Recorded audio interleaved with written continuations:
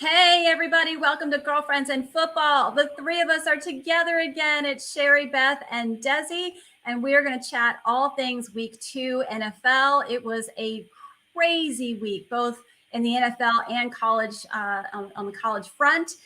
We're going to go over some things, but first, Beth is going to have to hop off before the rest of us, and I cannot deny her this wonderful announcement that was issued by the NFL. Beth, do you want to tell us who the offensive player of the week was? It would be Josh Allen. Yay! He's got the AFC under wraps. I'm pretty sure it's because he listened to us and took all of your advice. He knows what needs to happen, and he does listen. We have our minor chats here and there. He doesn't always hear me, but I'm sure that he comes back to it. I'm sure. Yeah, we're connected. It's all right there. I think he's afraid of having you on the bench with him. Remember, we were like, I think most people are afraid to have me on the bench next to him. I know my son doesn't want me on the bench next to him either. So I think there's a reason we all get along so well. Very much. But yeah, this is in history. He has 11 in his career so far for AFC East. So we're excited for him. I noticed somebody else on that list that was not getting any recent offensive player of the week. So you want to know who that is, Des? Who's that? That'd be Joe Burrow. Oh, that poor baby boy. You had to go there, Sherry. My fantasy teams is like if there's a struggle bus, they're all on it. Girl, your team bus is an ambulance. It really is. And you know what? Honestly, I want to drop all my 49er players just in case there's some bad juju. I just want to start fresh. Yeah, because Ayuk already got injured on the game yesterday. On the game Sunday, he's injured. But thankfully it doesn't look too serious, but I'm like, yeah, maybe I should I can go. I don't need to have any 49ers on my team. I'm just going to kick them all off. And then it's been a pretty painful season this year. There's a lot of people getting hurt. A lot of people. So since we cracked that can open and since you're here with us, Beth, let's chat. Nick Chubb, did you guys see that injury? I can't watch those things. I was like this, but I know you guys did. I actually didn't watch it, and they stopped showing they wouldn't show a replay of it. So I had to search a little bit, and I just found one picture of That's all you needed it to in see. action. And I really didn't need to know anything more than that to know that we were done for the season. Oh, it looked terrible. Yeah. So this is what we call a complete blowout of the knee. He likely has ruptured at least 3 of the 4 main ligaments in the knee. I talked a little bit. We just got off of the Eric Crocker show, and we went through pictures and showed all the things. But there's something called an unhappy triad, and that's where you tear your ACL, your MCL, and your meniscus. But I think he probably has more damage than that. Would you say, Beth? Yeah, I can't imagine that his lateral ligaments are good. I can't imagine that anything is left at this stage. Not to mention he's had reconstruction on that knee before. This is not his healthy knee. This is the knee that he had to rehab and work back through. So I can't imagine it's going to be a long road for him to come back. Yeah, and I'm just praying that he's able to. Not just any reconstruction. In 2015, prior to him coming into the NFL, but during his college days, he tore his PCL, MCL, and LCL. So I mean, he has already, that's a blowout of a knee. So he's already come back from massive reconstruction. It was dislocated as well. So, I mean, he came back from that, which in and of itself is a miracle. Like my friend in college, who was an incredible linebacker, was headed for the NFL. And in his senior year in Georgia, blew out his knee.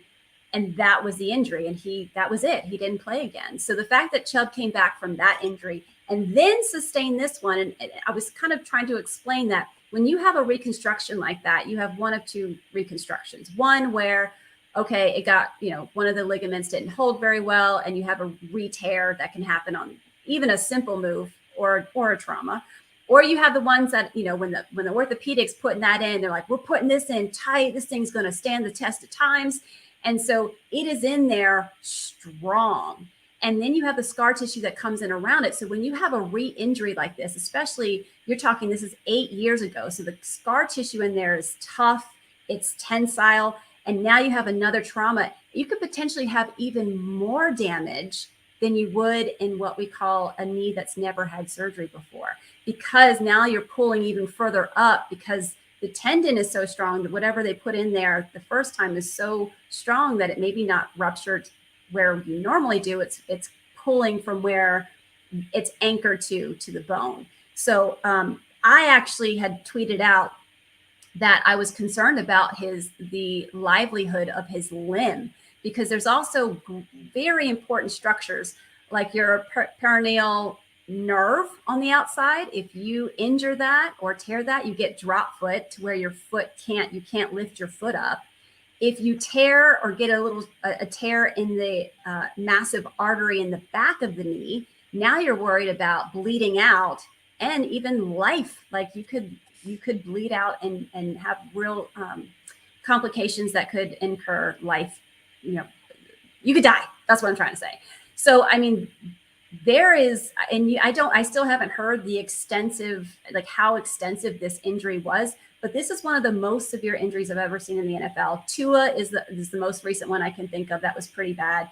And then I think to Alex Smith and everything that he endured with his leg. Like that's the level of injury that I think Chubb is dealing with. So please continue, if you are praying, people out there, pray for him. I mean, this is not just will he play again, this is will he walk again. Yeah.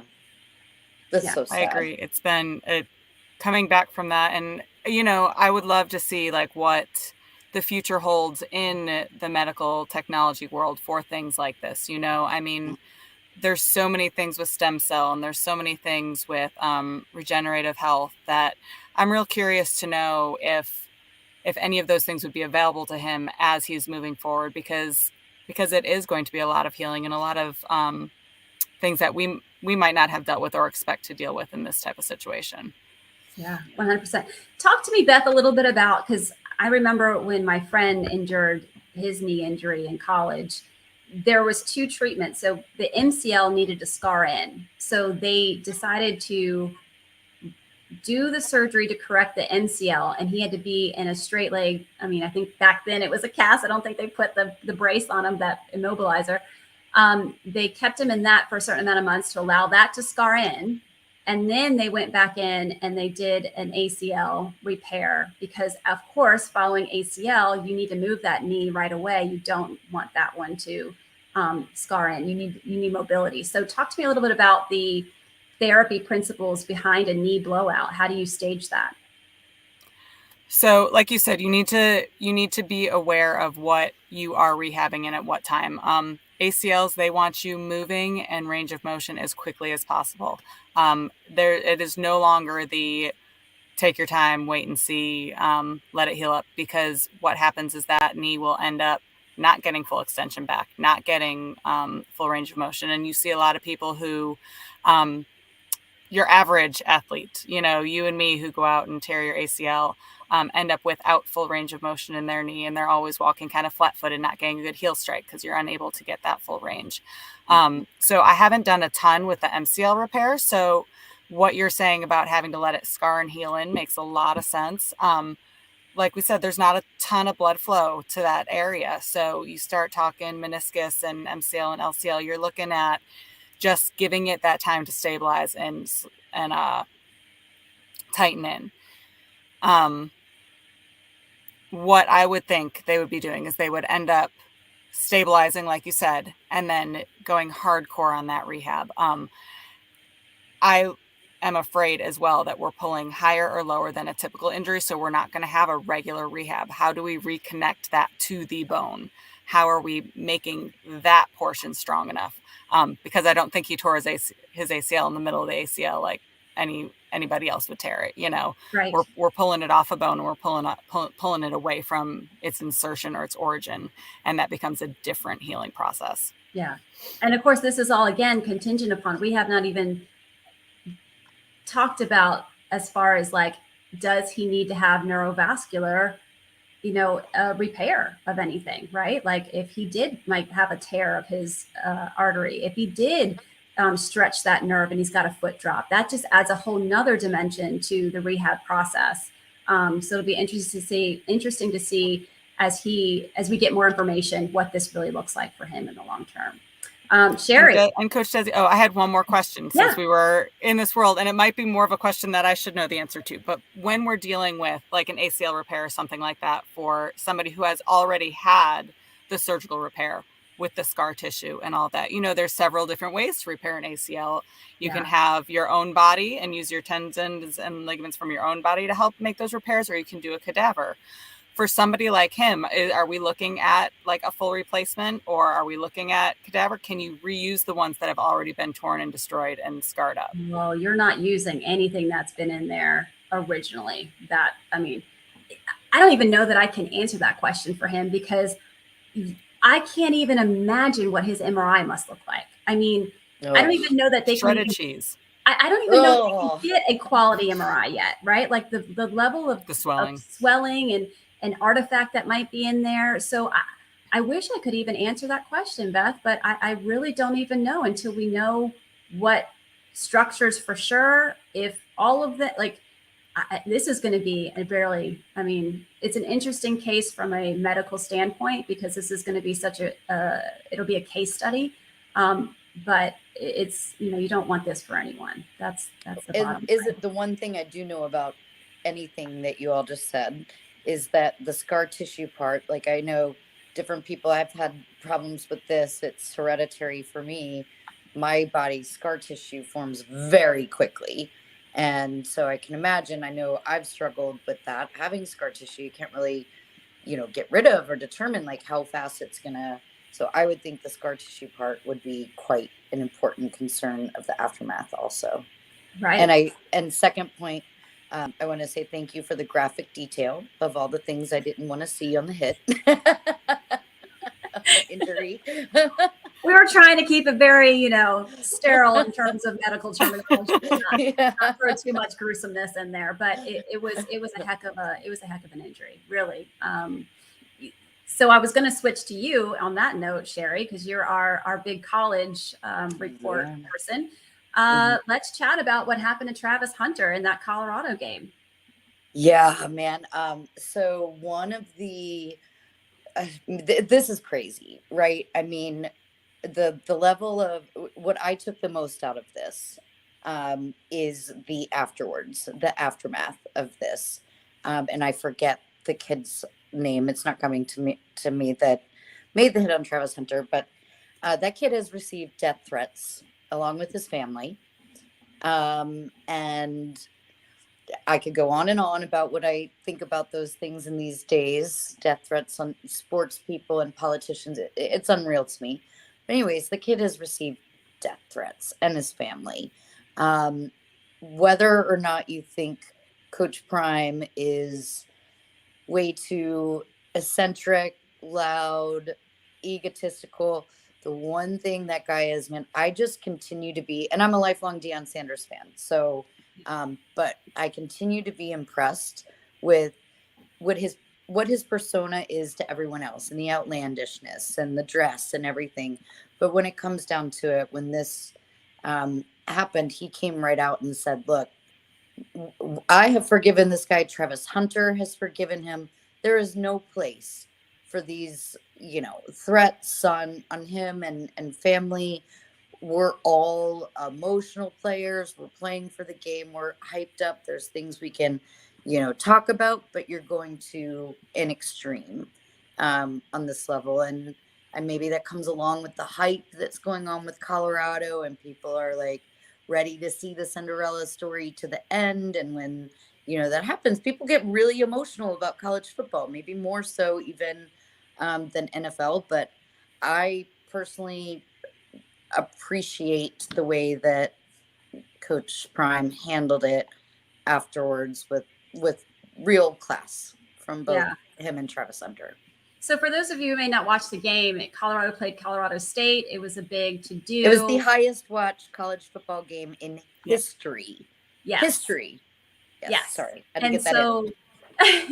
So Travis Hunter plays for Deion. He's a wide receiver, very important. I think he's the number one targeted guy on their offense. And Henry Blackburn, playing safety position, came in. It was a late hit. He was actually very late hit, if you really want to term it that. It was a blatant here I am kind of situation. You know, hits are hits most of the time when that's happening. I mean, I watched that game. There was so much hype, so much energy. These kids probably were just riding on these endorphins and almost don't even know what they're doing. And so, yeah, it sucks, but it happens in football. You're going to have these attitudes and these moments where you're like, I'm here, and you're, doing these things. I'm not condoning what he did, but it is part of the game. It does happen. And I don't think he knew that. I don't think his intent was to cause internal damage. I mean, these don't always happen. A liver laceration happens from a blunt trauma to the abdomen, which is what happened. Right-sided blunt trauma to the abdomen caused a shearing motion that lacerated the liver. The last time I've heard about anything like this was actually, Sherry, your Bucs, Chris Sims. Was it Chris Sims, the quarterback? Yeah. He had blunt trauma to the left side of the abdomen and ruptured his spleen. Now, the spleen holds all of your red cells. It filters red cells. So when that gets lacerated, it can cause bleeding and you can die from a spleen laceration. He was transported to the hospital immediately where they removed the spleen and he was fine. In terms of the liver laceration, there's different gradients. If a small liver laceration can just be observed with CAT scans and making sure that they're doing okay in the healing process. But you can have degrees up where there's massive lacerations where they would need to operate and repair it. To the best of my knowledge, it does not seem to be a severe laceration. And so Coach Prime has come out in the aftermath after all these death threats and stuff that have come through and just said, hey, man, it's a game. At the end of the day, it's a game. Everyone's forgiven. Blackburn, it is what it is. Like, let's take the foot off the pedal. So I think there's a recognition it's a contact sport. It's a lot of hype, a lot of emotion. Just like you said, don't condone it whatsoever, but the level of intensity and backlash against the player, I think, is unwarranted. Last I heard, I believe Travis Hunter's expected to be out 3 weeks, which to me signals maybe not as bad of a laceration. I would expect. So we'll definitely be keeping an eye on that. But man, the Colorado story just basically is dominating all of college football at the moment. Yeah, well, they got to play Oregon. I was going to say, just to go back on that and on the death threats and all of that. And I typically side with the players on this. I understand it was a late hit. I understand he was cocky about it and all of that. I think my concern is, though, when you watch it in real time and you see where he's coming from, he doesn't see the ball. He doesn't see the player. He doesn't see any of that.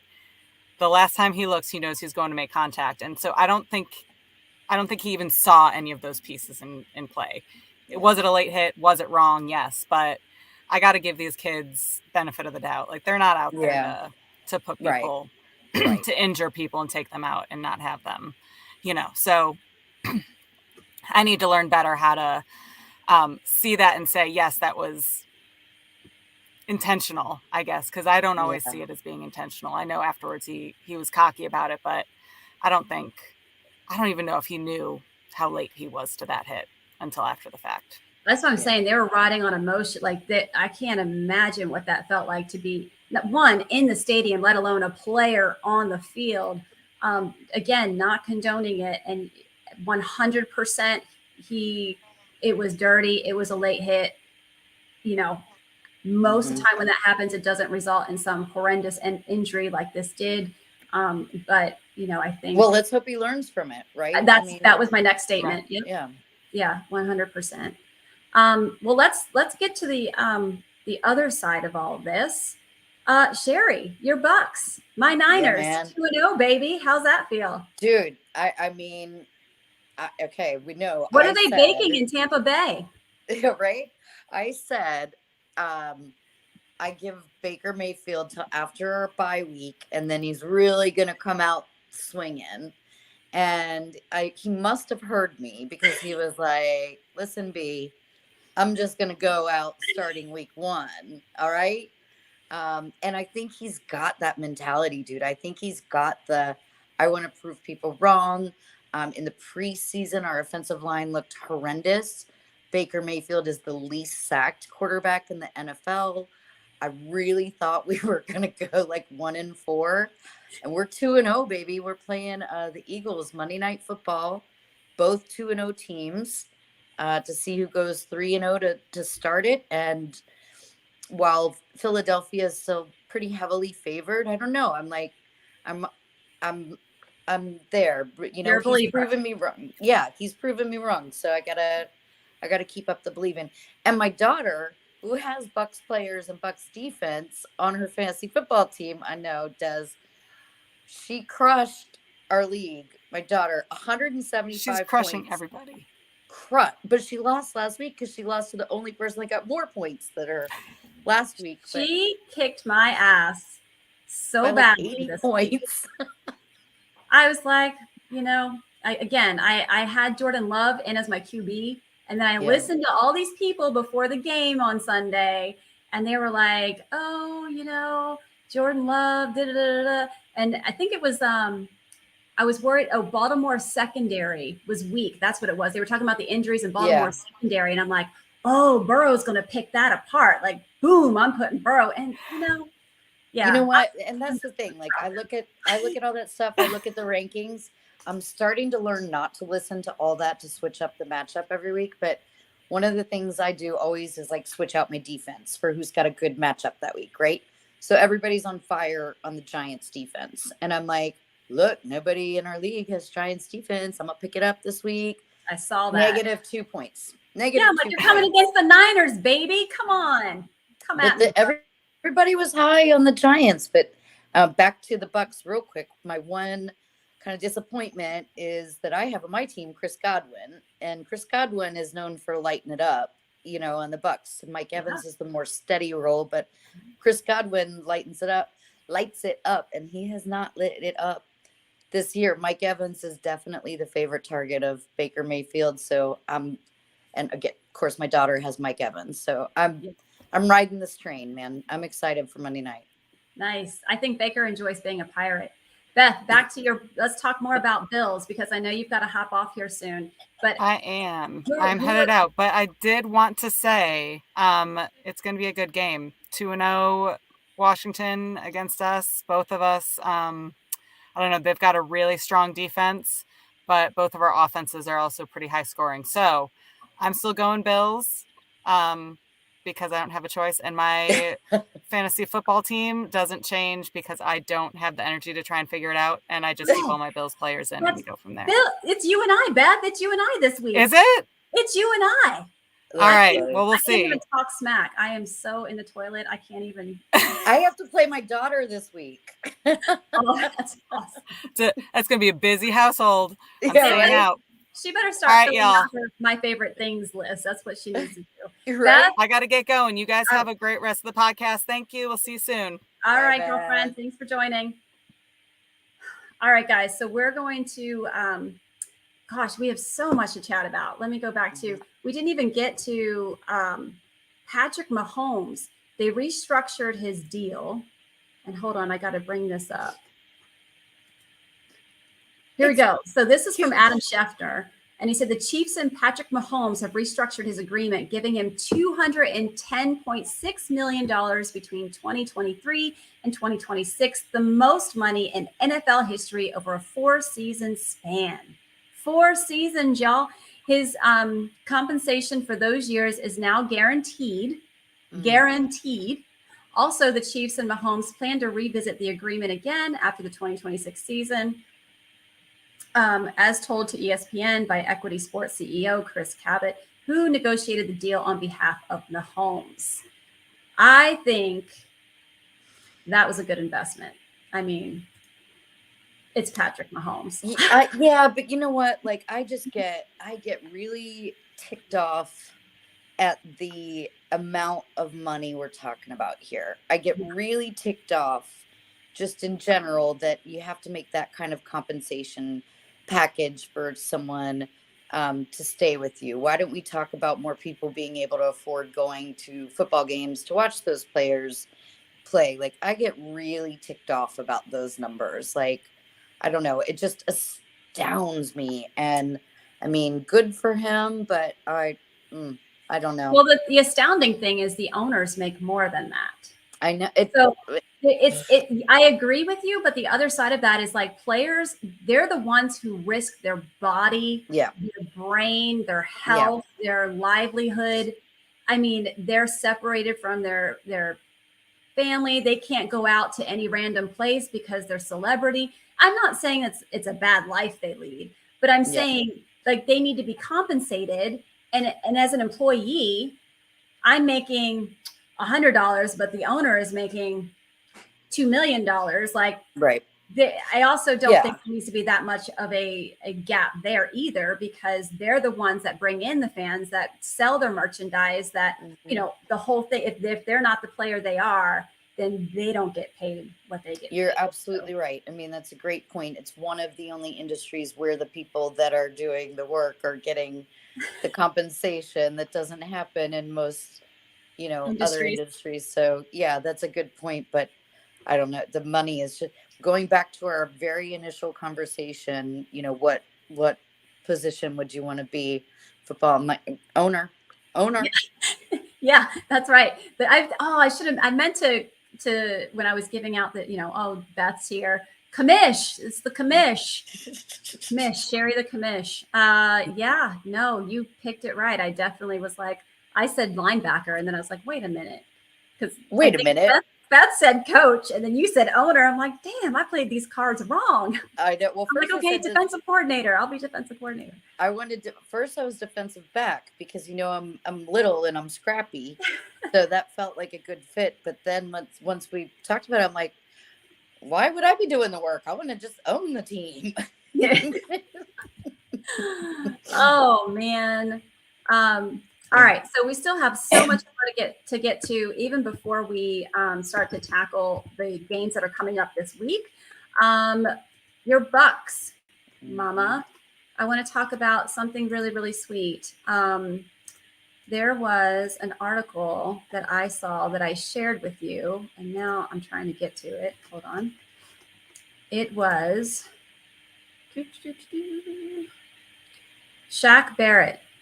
He had a big pick six in your game against the Bears, and he dedicated that to his daughter. His 2-year-old daughter, Araya, had drowned in a family pool in April. And I cannot imagine, I can't imagine the pain and everything that you experienced going through that. But so when this pick six happened, he dedicated it to his daughter. Oh no, how did I miss that? I didn't see that. Yeah, I sent that. Well, so sweet. I think you weren't back in town yet. I sent it gotcha in our chat. So yeah, so I mean, I love hearing stories that just kind of brings the human element to the game. So I thought you were going to talk about Work Done, because Work Done and Derek Brooks are two well known. They were Florida State. They played at Florida State, graduated when I did, so of course I'm huge with them. And then they went straight to the Bucs, so even, you know, better. What Work Done, for if you don't know this, I think you might, but what he has done since he started playing pro football, his mother was a Louisiana police officer killed in the line of duty when he was 16 years old. So he raised his younger brothers and sisters. His mother was a single mom, struggling as a police officer with kids. Every single Thanksgiving, he builds, furnishes, and stocks a house for a single mother who's in need. And he's done it every single year, continues to do it to this day. And Derek Brooks and Work Done are up for 2024 Hall of Fame. I believe they might be honored at the Monday night game.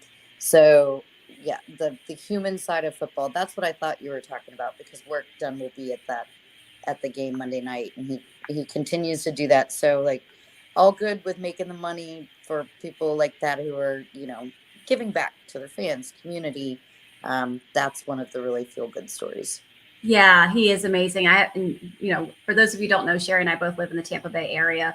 And so this is a story that we see often, and so grateful that he invests in those types of, you have an experience in your life, and then you have the opportunity to be in abundance, and you get to share that and take care of people that are living that story that you've grown from. So I love it. Thanks for sharing that. Yeah. So I guess we'll go ahead and move on. There's so much to chat about. We're going to move on and chat. Oh, I didn't even talk about my 49er game. I talked about the Bucs. Right. Brock steady, baby. Brock Keeping Purdy it going, man. Keeping it is going. the man. Like, did you watch that game? I went to the beach Sunday. So I obviously I needed it. No judgment. But we headed into halftime. Brock had, I think it was 1:32 to bring the ball down the field, get it into scoring position. We had 1 second left on the clock, down by 7, and he gets it into the end zone. I think it was a QB sneak, but he got in and scores a touchdown when there was 1 second on the clock it was the final play, you knew. So we went into halftime, basically 0-0 because we tied it up. Our defense did not look as solid as it did against Pittsburgh. So my fantasy points for my 49er defense was not awesome. Came back in the second half, made some adjustments, and our defense started clicking. We had a couple of interceptions, ended up winning the game. It was fantastic. A lot of what 49er fans are talking about now is they feel like CMC, Christian McCaffrey, was overused, and the opportunity where we finally get ahead, bring in Elijah Mitchell or Jordan Mason, let them kind of get some reps in. Kyle Shanahan after the game did admit that he needs to be a little bit more mindful about allowing that to happen. In light of what happened with Nick Chubb, in light of what happened with Saquon Barkley, we do need to make sure that we're protecting our running backs. So, but it's football, like we said, stuff happens. So we have a short week. So Sunday game, 2-0. Now we face the Giants this Thursday night. We have a Thursday night game. Saquon Barkley is injured. Brandon Ayuk, our wide receiver, it has some sort of collarbone, shoulder, not quite sure what's going on. They did a CAT scan. It was completely normal. What I told on the other podcast I've been on, we talked about a CT scan instead of an MRI. MRI is great for soft tissue. A CT scan is better for picking up bones. So I had a feeling they thought, well, is there maybe a fracture hidden in there somewhere? And that's why they went with the CT scan. But it's clear. So it looks like maybe a bruise, maybe there's a little strain somewhere. I mean, I think it's just an awkward position as a wide receiver, trying to get those big reach and grabs might be a little bit painful, but probably something that, shoot him up with a little Toradol, call it a day, and get him out there. And I think I do expect him to play tomorrow evening. So did you already talk about who your Bucs are playing this week? Yeah, the Eagles, Monday Night Football, man. So That's both 2-0. We see who comes out 3-0. Eagles are favored pretty big. It's always interesting when Eagles, for Tampa, we're such a melting pot of people in the Tampa Bay area that a lot of times even our home games feel like away games because there's so many Northerners primarily. And Cowboys is one game where it always feels like we're outnumbered by the Cowboys. Eagles kind of feels like that a little bit too. I feel like when Tom Brady was here, everybody was going to go to the games regardless. And even though, we sell out, I don't know. It's going to be a tough game against Philadelphia. I don't think Philadelphia is looking as much like maybe their expectations were out of the gate, for the first couple of games. And my hope is that keeps up in week 3 and that they don't start picking up and that we continue on our pattern. Baker Mayfield, baby. Awesome. So tomorrow night we got Giants at 49ers. And then we go into Sunday. Let's see. We've got Colts at Ravens, Tennessee at Cleveland, Atlanta at Lions. That might be an interesting game. Yeah. Saints at Packers could be a great game. Saints are 2-0, Packers 1-1. Jordan Love coming off of a loss this past week. Texans 0-2 against the Jaguars. That should be, I mean, and it's at home. Yo, what about the Jets? When did the Jets play, and what's the QB situation? So Jets play New England Okay. in MetLife. So they'll be at Jets. They'll be home. Okay. And I don't think there is an update. Aaron Rodgers thinks he's coming back. I think he's Really? Oh gosh. I have so many smart things. Never mind. I wonder what healer he went to. I think he's just trying. I mean, I don't want to knock somebody who's trying to be optimistic or give hope, but it's just, no, he's not coming back this season. I'm just going to tell you guys that it's not. One thing I thought was pretty funny is automatically everybody went to, oh, are the Jets going to call Tom Brady for, a year contract? And Tom Brady's like, no, I'm not going to the Jets. Yeah. He's like, that ship has sailed. Yeah. No. Yeah. And our favorite quarterbacks that we love, we've got Russell Wilson still hasn't. I mean, there was a little bit of a glimmer this last game, but they go against the Dolphins at home in Miami. I think Broncos are going to drop 0-3. Then you have, which this is interesting. If you'd have told me that the Chargers and the Vikings were both going to start out 0-2, I'd probably look at you sideways. But they are, in fact, 0-2. So you've got Kirk Cousins going against Justin Herbert on at the 1:00 game at home in Minnesota for the Vikings. So that's my fantasy quarterback, and he's been doing all right. Wait, which one? Herbert or? Yeah, Herbert. Herbert. Okay. Been doing all right, but I thought he was going to light it up some more. I think there was some more, Well, hey, if you want Joe Burrow, we can have a trade. We'll talk about that later. I'll definitely work something out though, sis. We've got Bills at Commanders in Washington, as Beth said. Panthers, Seahawks, Cowboys, Cardinals, Bears, Chiefs, Steelers, Raiders. That might be an interesting game. And then Monday night is your Bucs, Eagles game, and Rams, Bengals. Golly, yeah. You know what?